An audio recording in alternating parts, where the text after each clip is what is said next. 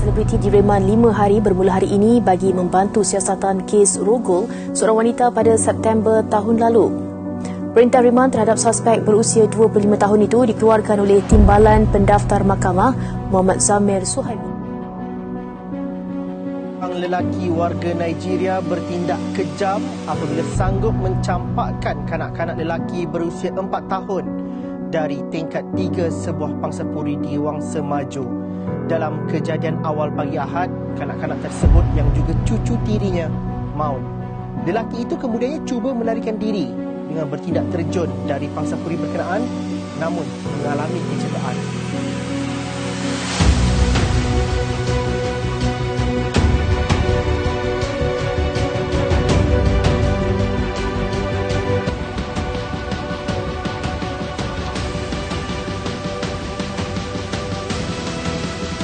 Rogol adalah satu bentuk keganasan seksual. Rogol juga didefinisikan melakukan hubungan seksual tanpa kerelaan. Rogol merujuk kepada hubungan seksual secara rela ataupun paksa di bawah umur 16 tahun dikenali sebagai rogol statutory. Kerana ia tetap salah di sisi undang-undang.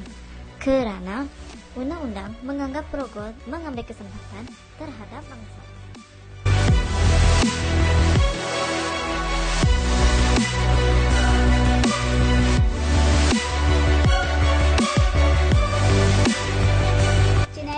Satu perbuatan yang menyalahi undang-undang sesuatu tempat.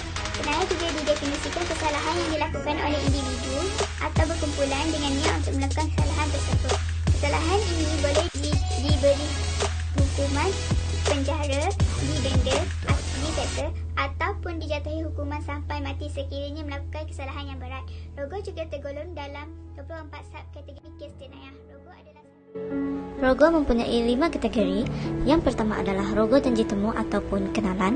Yang kedua, rogol oleh pasangan intim.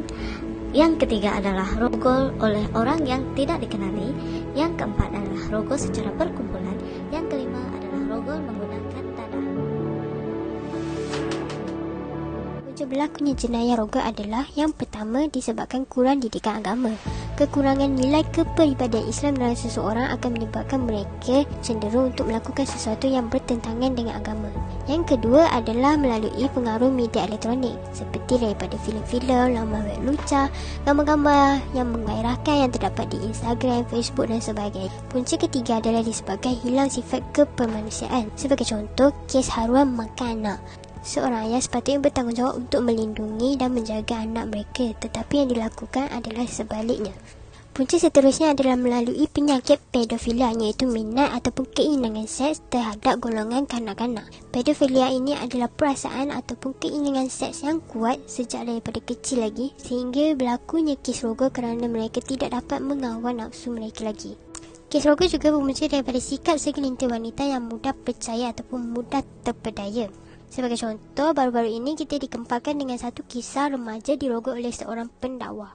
Remaja tersebut telah tertipu dengan imej yang dibawa oleh lelaki itu sehingga menyetujui apabila lelaki tersebut mengajaknya pulang ke rumah kononnya untuk merawati penyakit kemurungannya. Dan di situlah pendakwa tersebut telah melakukan perkara yang terkutuk tersebut. Kesan jenayah rogol terbahagi kepada 4. Yang pertama, individu. Kedua, keluarga. Ketiga, masyarakat. Dan yang terakhir adalah kepada negara. Kesan kepada individu adalah seperti memberi kecederaan fizikal, maruah diri tercalar, mengalami trauma atau tekanan perpanjangan, dan perasaan takut serta malu untuk berhadapan dengan masyarakat. Kesan kepada pihak keluarga pula adalah maruah keluarga turut tercalar kerana masyarakat akan menyerang kepada keluarga mangsa atas dasar tidak pandai menjaga anak atau tidak memberikan didikan yang sempurna. Kesan kepada masyarakat pula adalah kejayaan sosial akan lebih berleluasa. Dengan itu, masyarakat akan merasa takut kerana bimbang kejadian tersebut akan berlaku terhadap diri mereka ataupun ahli-ahli keluarga mereka. Kesan yang paling ketara adalah kesan kepada negara. Kes jenayah di negara Malaysia akan bertambah sehingga merosakkan imej dan nama negara. Di samping itu, terdapat 2 langkah untuk mengatasi kes rogol yang semakin berleluasa di Malaysia. Langkah yang pertama untuk mengatasi kes rogol yang semakin berleluasa di Malaysia ialah perempuan harus mempelajari ilmu mempertahankan diri seperti taekwondo, karate dan lain-lain. Dengan adanya ilmu mempertahankan diri ini, mereka akan lebih terlindung daripada bahaya kerana mereka berani, berkeyakinan diri serta mempunyai daya yang kuat untuk berlawan jika terima ancaman daripada perogol. Langkah kedua untuk mengatasi kes rogol yang semakin berleluasa di Malaysia ialah pengenalan semula mata pelajaran pendidikan sivik dan kewarganegaraan di peringkat sekolah rendah dan menengah serta mata pelajaran falsafah pada isu semasa di peringkat institusi pengajian tinggi. Mata pelajaran ini merupakan salah satu langkah yang telah meningkatkan kepribadian dan memupuk nilai murni yang tinggi dalam kalangan remaja zaman sekarang.